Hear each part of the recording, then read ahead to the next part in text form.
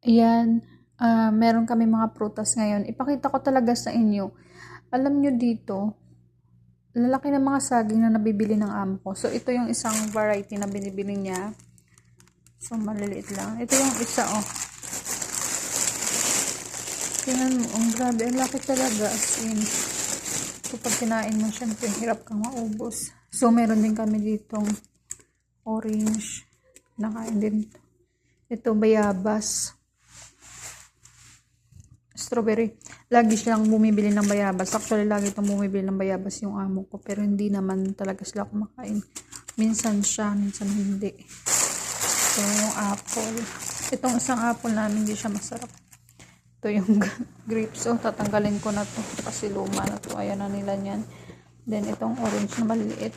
Kasi, ito yung sa Pinas, yung sabing kinakain ng ng mga ibon. Pero kinakain yan dito. Ayun na, oh. Papalitan ko na kasi na siya. Tuyot na ba?